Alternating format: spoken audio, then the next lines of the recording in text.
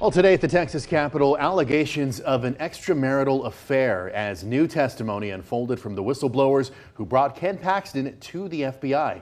Thanks for joining us. I'm Daniel Marin. And I'm Britt Moreno. The impeachment trial against the suspended Attorney General began its second week with new details into allegations of low office morale, bribery, even abuse of office. Our Ryan Chandler is joining us live from the Capitol tonight with the very latest on this Monday.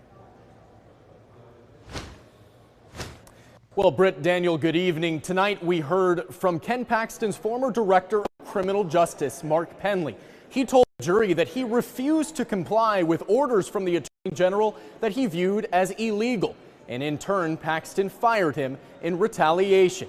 Meanwhile, ethical concerns were brewing among the staff in Paxton's office relating to Paxton's affair. That testimony delivered in front of a tense Senate chamber with Ken Paxton's wife listening on the jury.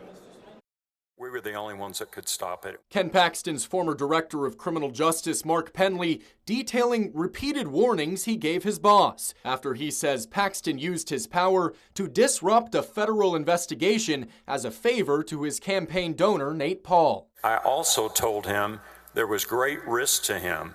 This could look like bribery. This could turn into a criminal charge against him.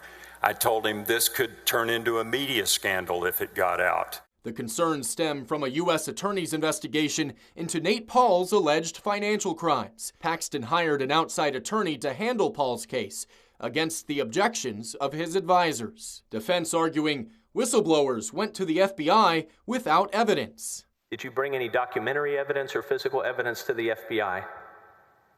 No documents, no physical evidence. If you had any documentary evidence of a crime by Ken Paxton, you would have brought it to the FBI. Yes?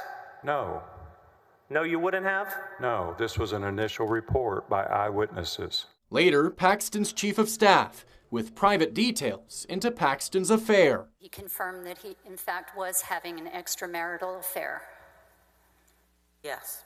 Kerry arguing the affair wasn't just a private matter, but could harm the public. These things can open one up to bribery, misuse of office. Paxton's wife, State Senator Angela Paxton, listening intently in the jury as Kerry remembers when she urged Paxton to come clean. My heart broke for her.